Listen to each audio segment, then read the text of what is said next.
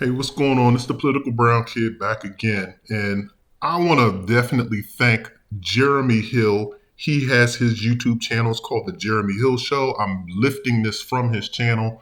So I definitely want you all to check his channel out and support his channel. He brought awareness of this video to me. And so that's why I'm going to play it from his channel. And not in its entirety. I'm going to edit it out just to keep it relatively short. But I'm not editing out too much. I'm just going to edit out his commentary and focus on her words. So let's dive into this video, and it's about how Black women think about Black men. Because you have a lot of Black women stating that Black men hate Black women. Well, we have a lot of evidence that Black women hate Black men. Cynthia G was a prime example of a Black woman that could not stand Black men. You have so many other Black women that call Black men dusty. They call them this, they call them broke, they call them everything in the book. The only Black men that they respect or even see in society, every other Black man is invisible. The only Black men that Black women see are athletes, rappers, entertainers, or people who are known to be millionaires. You have to be known to be they don't respect the millionaire next door. If you're just some millionaire driving a Hyundai, but you have $2 million in your bank account, but you just dress normal and you're not wearing Gucci and you don't have Cuban link chains on and you're not driving a Porsche or a Maybach or something, they don't respect you. You're just as invisible as the rest of us men. But the only men that they respect, like I said, are the athletes, rappers, entertainers, people who are famous figures, or they respect the man that has the super fantastic body. You can tell looks like he's been working out in prison. You know, he's got great biceps, triceps, chest, and abs. And I'm not knocking them for that per se. I mean, of course, because we would desire a woman that had a great body. But the thing with men is we look at all women and we say that all women have a shot, potentially. I shouldn't say all women, because if you're super big, then more than less like no. But even those women can attract a man, and at least get her to sleep with him. He may use her, but he may use her physically. But the other women, they just use us financially, and they have no regret about doing it. So let me just go ahead and play this video, and I want y'all to check this piece out. I'm gonna stop it proportionately just to kind of break things down.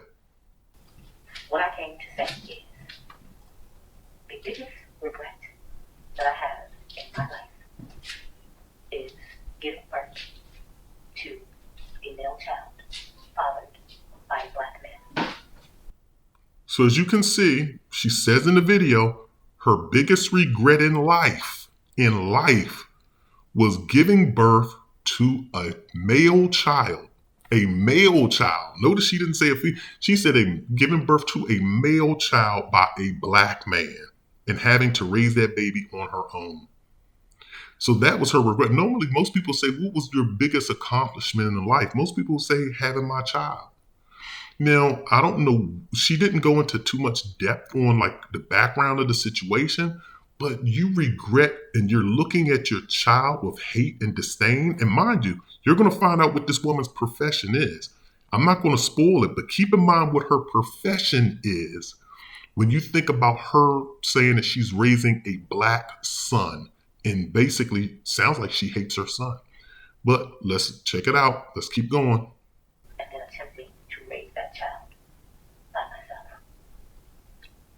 If I could tell my granddaughter, my nieces, the Black young women and girls that I love anything, it would be, do not have a man's baby and do not cohabitate with a man. Do not have a man's baby and do not cohabitate with a man. You should be using protection at all times.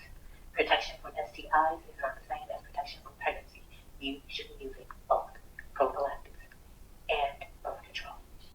So I am going to cut this part a little short because she just goes into detail about how she would tell the young Black girls and her nieces that she loves to not have a man's baby.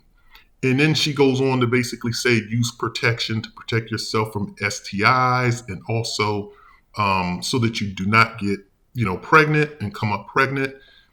she said both you need to use prophylactics as well as birth control, and I agree with her on that. So let's make this clear. I'm in full agreement with what she says in on that point, that everyone should be practicing safe, intimate encounters with one another, unless you're in a committed relationship, and that really should be at the point of marriage, right?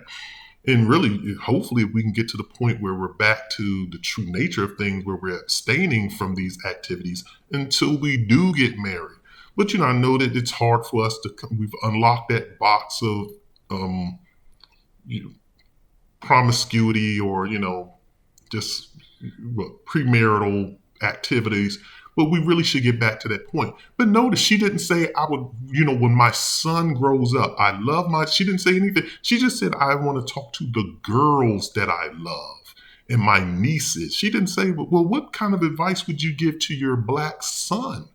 Wouldn't you want to tell him, hey, since you had a negative experience with his father, I'm assuming that you have had a negative experience with his black father. Why not tell your black son, some words of wisdom that, maybe treat women, I'm going to kind of give him some guidance that maybe, don't lie to a woman and, tell her to have your child, and you're not going to be with this woman. It's kind of similar to the way Jody, remember in Baby Boy, when AJ Johnson kind of broke it down to Jody, was like, stop telling these girls you want them to have your baby when you sleeping with them. Where are your words of wisdom for your son? I mean, I understand why she's talking, because maybe you're trying to look out for another young girl and you're trying to prevent her from getting into your same situation, but also talk to your young son. Doesn't seem like she loves her son enough. But we're going to get to the part where she talks about her profession, because her profession ties into this. At least that's what I think. And also, I'll say this. Sorry for the audio being low, but the audio was low on his channel. And of course, when I re-record it, it's probably gotten even lower, and I'm going to try to boost up the audio in the video as much as possible. I want you to keep in mind that currently they are trying to take the right to terminate away. So if you get pregnant, you have no choice. You have no option but to have a baby. Protect yourself at all costs. If they take away or make it hard for you to get birth control, abstain. Having a baby, having a child, by any man, but especially a black man, generates so much work. And if that child is a male child, you will never stop giving until you're all dried up. You give them all you got, and that's when you get discarded. Now she goes into this long rant. I'm going to cut it short. I probably did cut it short.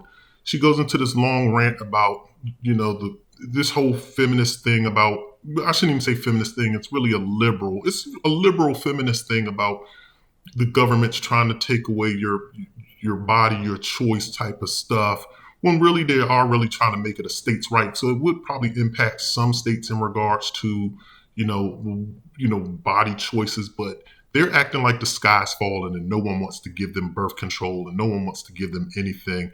No one's trying to I don't believe that they're trying to take away a woman's right to, to her body and to, whether she wants to have a pregnancy or not. They will make it a little bit harder for her to do so. Yeah, they're trying to do that on the Republican side. I will agree with her on that. But here's the thing. If you listen to what she says in this video, she does not love her son. That's just my personal opinion. I'm going to state that right now. It's my personal opinion that she has no love for her son. She's basically saying, if you have a child, especially a male child, and then she even doubles down and said, or emphasizes, especially if it's with a black man, especially if it's with a black man, you're going to have a hard time in life, and you're just going to, if your child is a boy, you're just going to give and give and give and give and give until you have nothing left to give, until you're all used up, and then they discard you. So you're what? I am totally, this is the way she's talking is a little unconscionable to me. It's ridiculous. It's very racist coming from a black woman, and black women are definitely racist towards black men, and we're seeing that a lot online. And they fail to talk about certain things, but I'm going to save that for last. I'm going to save that part for last, the variables that she's leaving out, because she's leaving out a lot of information in this video. And I know maybe Jeremy Hill left it out. Maybe he edited her video, or maybe she just made a short video for online. But there's a lot of context that's missing. But the bottom line is this: that's what children do, period. I have two young girls. I honestly do. I have two young girls. Those girls are hard to raise. Kids use you up. From the time a child is born, a child is probably one of the most selfish creatures on planet Earth. I'm probably still I'm not going to say I'm still festering off of my parents. I'm not. But as a parent, this is what it happens as a parent.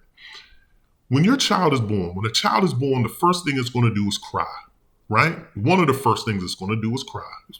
It's going to cry because it wants food. It's going to cry because it's cold. It's going to cry because it's a little too hot. It's uncomfortable for whatever reason. It's going to cry because it has a diaper rash. It's going to cry because it wants a diaper change.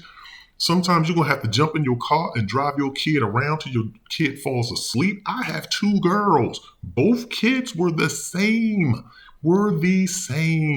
And me and my then spouse, now my ex, we had to take turns riding kids around, doing certain things for kids. These are the things, and now that we're separated, when my kids come to stay with me, it's the same thing. The kids walk through the door and you're an automatic ATM machine. And I have two young black girls. And listen, I will say this: are my kids vampires? Hell yeah. I had bite marks all over my neck, all over my wrists. Every major artery that I probably have there's two fang marks from both of my young daughters, because that's what kids do. Kids suck their parents dry. They honestly do.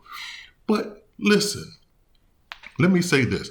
And are there times when I look at my kids and I be like, dang, y'all little jokers are just some selfish little jokers?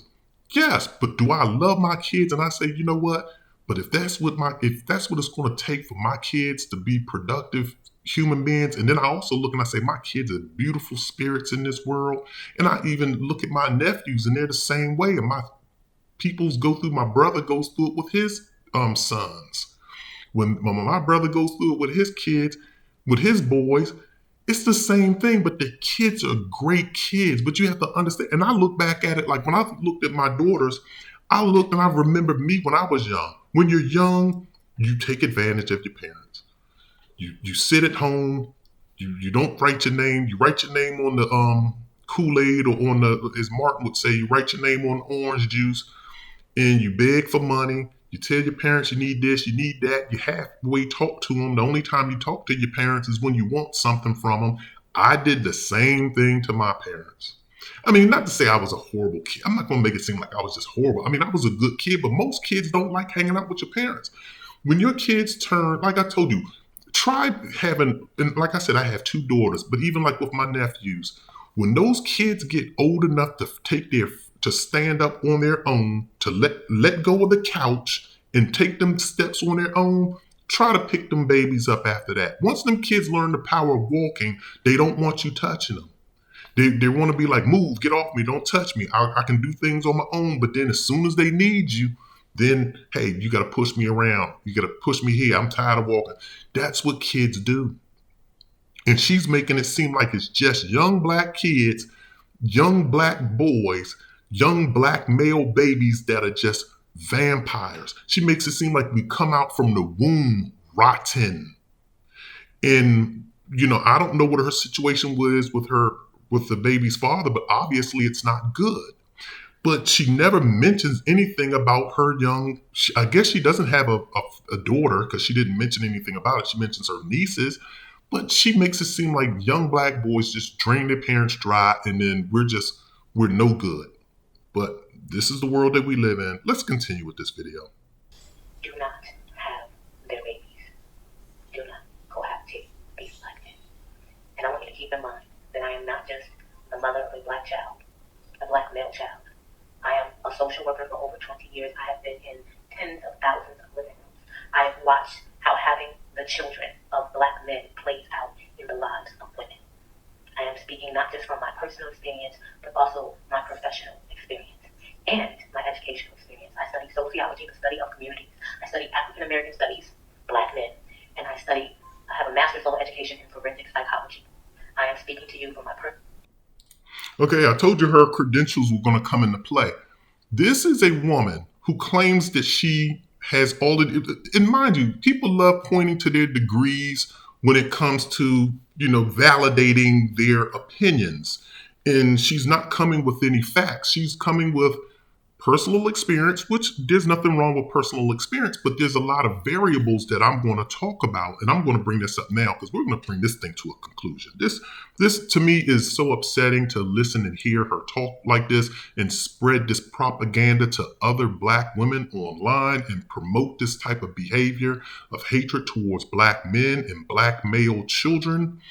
It is ridiculous. So she said that she's a social worker. So this is a social worker that hates her own Black male child. This is a social worker that hates her own child because it's a Black male. And that's just my personal, once again, that's my personal opinion that she hates her own child because she definitely hasn't talked about any love and affection. She talks about him with a lot of regret. Like this child is really a burden to her. And so here's the point that I'm making. She brings in her and mind you, I'm saying that she's a social worker. So my thing is, you being a social worker, you don't realize the impact of your words. And Jeremy Hill did a good job in this video, and I cut his narrative out.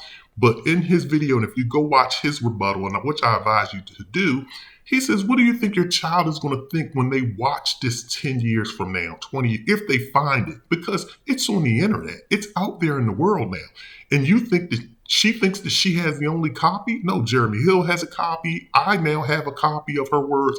Her words are out there for people to hear.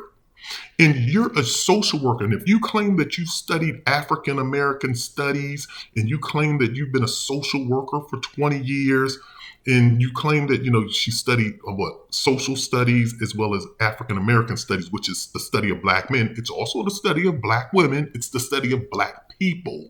So therefore, let me just add some correction to her because she got her facts wrong on that. And also, African American studies doesn't necessarily mean that you took a class and studied Black men. It does not. That may or may not have been in the curriculum. You could have just did Black history. You could have just studied, maybe the civil rights movement, maybe certain sections, but there may not have been a specific class on Black men or on Black women. So let me just clarify that point. That's number one.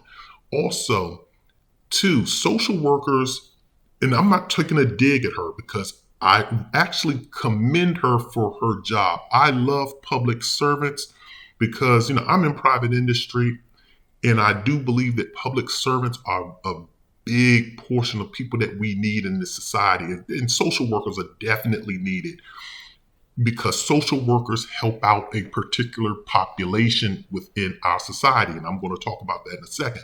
But I'm a very good advocate for teachers. I'm an advocate for sanitation engineers. I'm an advocate for everyone who does a real job, not athletes and definitely not the military. I'm not a military supporter. So let's get that straight too. And y'all can go check my content out on that. But the bottom line is this. Social workers, unfortunately, do not make a lot of money. And I'm not trying to say that social workers should get paid more. I'm not going to say that because I'm not in the social work field. If everybody was getting paid, we can make the argument that everybody needs to get paid $100,000 or $500,000 a year. And what that's going to wind up doing is creating super inflation. Every eggs would cost literally $500 for a dozen. Literally, it would. But I'm saying that to say this. When you're a social worker, as she stated, you have to go to school and basically consume $100,000 of debt at a minimum, probably $100,000 of financial aid debt just to get a $30,000 job. Social workers do not make that much money. This is no disrespect to her. I'm providing you all with context to show you what socioeconomic bracket that she's in. She's more than less likely, and I'm not saying she's definitely is, but she more than less likely is in a low socioeconomic bracket of maybe 30, maybe 50,000. Well, she's been in the field for 20 years, so maybe she's probably up to maybe $70,000 or $80,000 by now, maybe. But depending upon where she lives, that's not enough money. The second variable too, so before I move on to the second variable, so Well, no, let's move on to the second variable. The second variable that kind of ties into that is what her baby's father. She never talks about where she met him, how she met him, how did she vet him to be her baby's father. She chose, obviously, to keep the child. So at one point in time, she must have felt good about having a black baby. So obviously, she made the choice to continue with the pregnancy. No one made her terminate this pregnancy because I'm guarantee you she lives. People have terminate pregnancies all the time, regardless of where they live at. Even if they live in Alabama or some deep red state, children get terminated. And if she had this child, depending upon when she had it, I'm pretty sure that those options were on the table, but she chose to have this child. So obviously, she felt good about having a black child at some point in time. And obviously, she felt good about carrying the seed of this black male that she slept with, but she doesn't talk about his, what his disposition is. So we can't really talk about that, but that's an unknown variable. The other variable, when she says she's been in the business for 20 years, this is what you're going to call perception bias, for lack of better terms. Like I said, my degrees are all in information technology. My degrees are in software development, front end, back end, full stack development of system applications. That's my background. I do not have, if you want to start throwing out big words, I don't have an English degree and I'm not a historian per se. My history comes from when the time when I was born till now. I can't dig in the past and start digging up historical facts like certain people can do. But what I'm going to say is this. If she's a social worker and she is a black woman and she had a black male baby, but one thing I can tell you about black people is, for the most part, black people are we're geographically dense. I don't have it. Like I told y'all, I'm not an academic scholar. I'm not a wordsmith. So what I'm trying to say is we concentrate ourselves in certain populations. If the moment a black person tells me that they're in Georgia, they live in Georgia, I can basically say, so you're in Atlanta, huh? I can guarantee it. And they'll say, yeah, how'd you know? Just a wild guess. If they tell me that they're moving to Michigan, where? You going to Detroit? You going to Flint? How did you know? Oh, just a lucky guess. If you tell me like black people do not, it's very rare that you're going to find a black person that'll tell you that they live in Portland, Oregon. It's very rare. If they live there, it's because they've been there all their lives, and that's just where their parents wound up going. Black people just have a migration pattern where we go to where there's a major baseball stadium, there's a major football stadium. Black people can't live without having a major baseball team, football team, and basketball team in their vicinity. So that's why they're in Philadelphia, New York, DC. And just look at all of the places where you see a basketball stadium and a football field, a professional basketball stadium and a professional football field, and that's where you're gonna find black people. And so when I say that, I'm saying that to say this: she's not in West Virginia, she's not in Portland, Oregon, she's not in Seattle, Washington. I'm willing to bet, this is just my bet, that she's probably somewhere in Philadelphia, Harlem, Brooklyn, Queens, the Bronx. I don't know. Maybe she's down here in my area in Southeast DC. She's on my side, east of the Anacostia River. But she's in a place that is highly populated with black people. So what I'm trying to say is this: when you're just like when you see these white cops, if you're a cop in the area that you're working is a predominantly black area, like let's just say Philadelphia. I'm not trying to pick on Philadelphia. Philadelphia is a nice city. I go there several times. But Philadelphia has great areas and it has challenging areas. When you're a social worker, it's and people, you correct me if I'm wrong, but social workers aren't going to some middle class family or to some upper middle class family's home and having social work with them. You're dealing with the population that's struggling. You're dealing with single mothers. You're dealing with dysfunctional families. You're dealing with dysfunctional kids in school that come from dysfunctional families. You're not dealing with more than less likely some A-plus student. You're not dealing with some kid that grew up on the good side of Philadelphia or the good side of New York. You're just not. So what she's seeing is she's in the trenches, just like with a police officer. When a police officer responds, now I will say this: lately, crime has just been going on everywhere. You're now seeing crime in like Beverly Hills, and I'm just using this as an example. I'm just throwing things out that people can understand. But you're seeing crime in like Manhattan, Beverly Hills, and I think Atlanta, like Buckhead. I think that they said that's a nice area. You're seeing crime in those type of areas, and violent crime and stuff, where people like just doing thefts and doing these big flash mob type of, let's all go to the Gucci store and just steal stuff and run out. But for the most part, when a police officer is dealing with crime, they're in impoverished neighborhoods. And if you're in a predominantly black city, what you're going to see is black people acting up. And so therefore, when you constantly go to your job and every day for 20 years, what you see is black person robbing, black person selling crack, black person doing that. You just make the assumption that the only people committing crimes and the only people that's messed up are black people.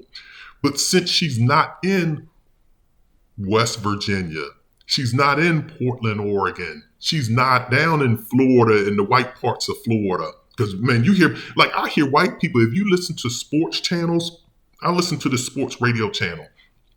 And there used to be this running joke on the sports channel with all of the white people, like, only in Florida does this type of stuff happen. Like anything crazy that happens with white people, and they're talking about white issues, it's always Florida. So something must be going on in the water in Florida.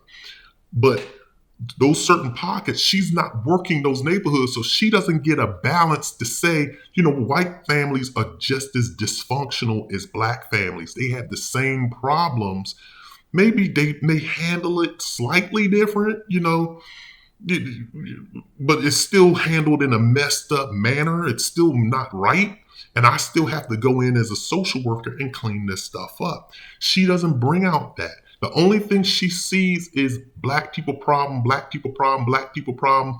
And then she couples it with her situation, with her being a single black parent.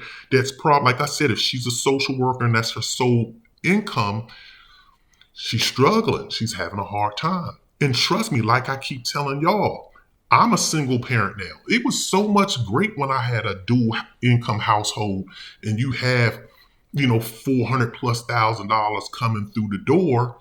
And, you're like, okay, life is fine. But when you're just down to your one income, and my income is pretty high. Even where I live, I was like, man, I can't live in certain parts of DC. I couldn't live in Northwest on the upper side. Like if you're familiar with Chevy Chase, DC, if you're familiar with certain parts like 16th Street Corridor, if you're familiar with the Rock Creek Park, the Ivory Coast in DC, I can't live in those areas. I mean, I could, but I would literally be living paycheck to paycheck. So I buy where I buy so I can have a nice cushion. But even still, after doing that, now you're by yourself. You have to pay. You still have to pay for, the heat and cool your house. You still have to do everything on your own. When Grant Cardone, if people are familiar with Grant Cardone made a comment. He said, I don't know how people can live off $400,000 a year.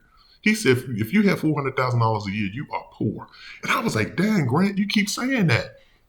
But Grant is absolutely, in my personal opinion, he has a legitimate point, because when you have to go to the grocery store and you walk out with, literally, I did this. I walked out with 11 items, and they were like juices, fruit, and maybe like some other little stuff. It was little trinkets that I got, like maybe some bath soap and some hand soap and some laundry detergent. I literally paid over $100 for 11 items. 11. And when you're constantly doing that, and then when you're I got to the point now too where it was like, man, my heating and cooling bill for the summertime, 1 month, it was $500+. I literally said, hey, look, I got to turn this AC off. I can't be as comfortable as I was. And once again, my salary is high. At least I think it is. Maybe these women today think that my money is broke because they think every black man is just broke. But the point that I'm making is this: when you're a social worker, and I don't know what kind of debt that she has, if she has student loan debt, but even still, if she's in a major city and she's only making about $80,000, $70,000 with the inflation that we have going on, she's struggling. And apparently, if the husband isn't, if the father isn't involved, she's definitely struggling and she's bitter and she's feeling it. And I'm not trying to say bitter in a negative way. She has a right to be bitter if he's not involved. But I don't know what her role. I can't really judge. I'm not going to sit in here and judge him and say that he's wrong because I don't know what role she played in him being absent, if any. Maybe she didn't do anything wrong. Maybe she did a few things wrong.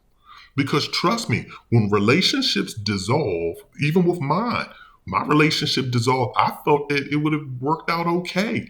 But apparently, when a woman is done, she's done. And then she may not think she's being nasty, but she can get pretty nasty with you.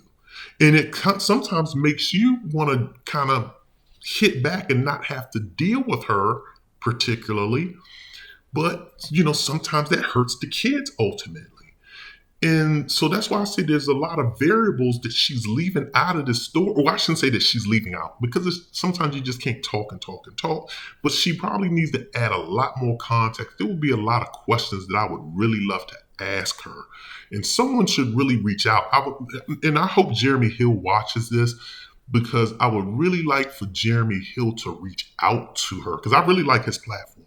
I really would love for him to reach out to her to do an interview with her and kind of flush out those details of like what city does she do social work in?